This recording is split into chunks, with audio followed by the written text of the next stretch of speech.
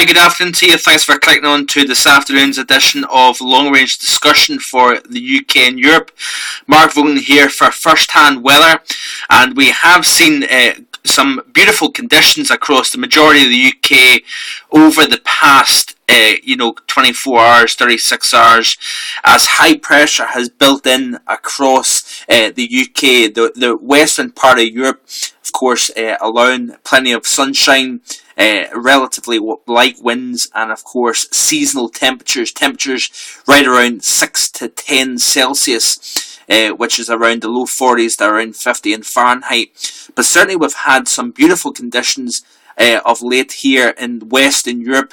But we're noticing here, this is actually off the ECMWF site, the European model, and notice here the blue showing up across Scandinavia and down into Western Russia, the Ukraine, Bulgaria, and into Turkey. Now temperatures have moderated here across southeastern parts of Europe than we've seen over the past 7 to 10 days. But certainly if you look up across parts of Scandinavia, temperatures over the next few days, folks, is going to be the coldest of the season so far. Temperatures in Oslo, Stockholm, and Helsinki will struggle to rise above -6 to -10. -10 being 14 degrees in Fahrenheit. So very cold, very Arctic air. That is the first time this season we've seen truly Arctic air into parts of Scandinavia.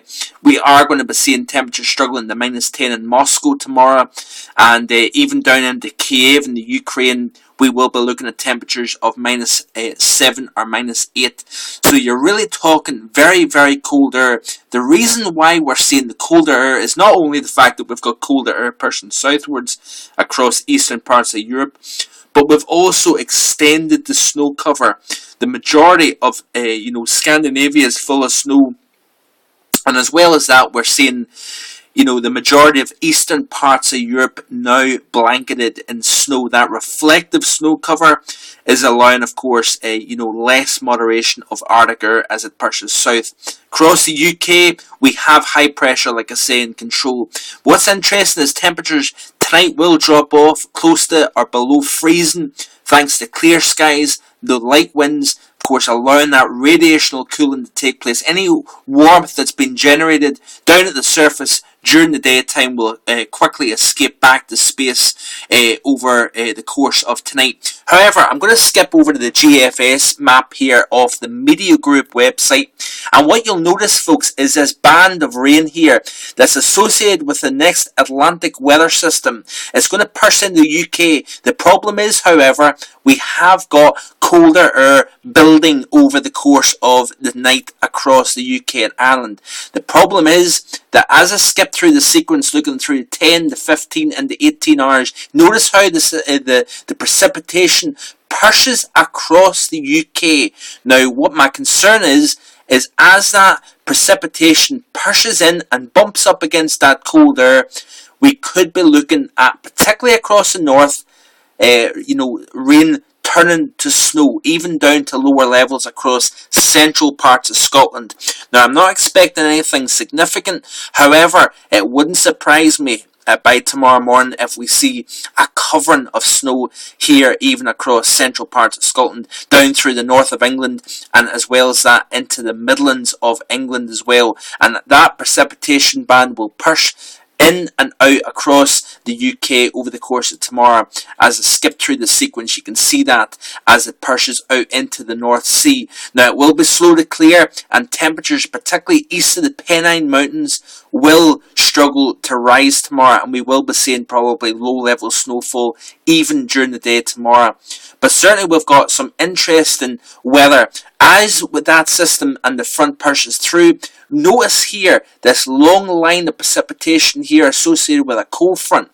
Now that, folks, is going to push through. In addition to that, later in the Tuesday and the Wednesday, we're going to be seeing that band. The problem is it's coming from a warm subtropical region non-stop into the northwest corner of Scotland. The northwest corner of Scotland being mountainous. So, of course, as you've got that warmth, that moisture in abundance pushing all the way up into the northwest of Scotland, and of course the orographic influence of the mountains across Scotland, we could be looking at a good couple of inches. Saturated ground, of course, doesn't bode well, and that would suggest flooding rainfall potential for Wednesday. And as well as that, we're going to be seeing wind and rain across the majority of Ireland and the UK during the day on Wednesday. But if I skip through the sequence, folks, as you notice here, notice the frontal system. Basically use this precipitation band as your frontal zone.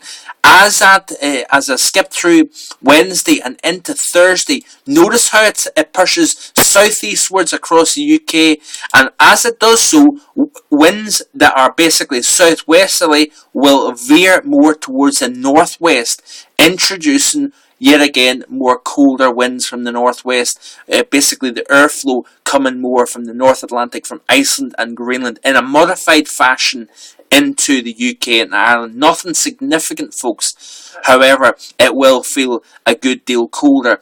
But my attention, folks, as we see this system progress through, cold front pushes through, and of course we see colder temperatures yet again, we are going to be seeing the potential for some wintry snowfall and sleet, snow down the low levels across mainly the northern part of the UK by Thursday and into Friday. And next weekend, the upcoming weekend, should I say, is looking chillier. But I'm back again across to the ECMWF, the upper level pattern.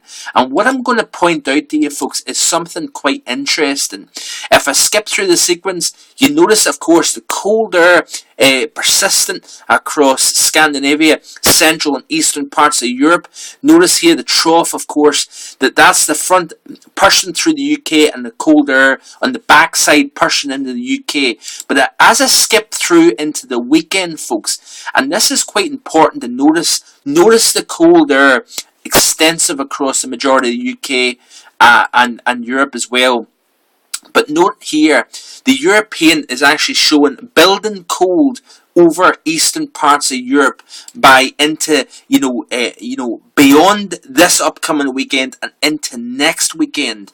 Notice that. Notice how the cold is building, and that is very, very interesting indeed. That Arctic air is look at that there. Look at the deep purple showing up. That, folks, is frigid Arctic air that's coming from the western part of Asia, probably Siberia, and that's actually bleeding westwards, folks, which is quite a significant and interesting perspective on this pattern. Things are changing, there's no doubt about that, and it's going to be interesting to see how these indices start to fare. Notice how a blocking area of high pressure over Scandinavia is showing up. Is this the change in the pattern? Are we going to be seeing more cold and snow across the British Isles and western parts of Europe?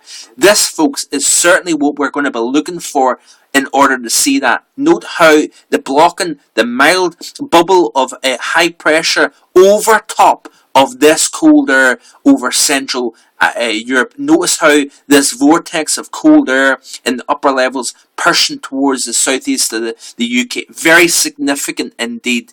Continue to check back to first-hand weather, and I'll continue to keep you up to date with the very latest updates. Thanks for watching. Have a great evening, folks. Bye-bye.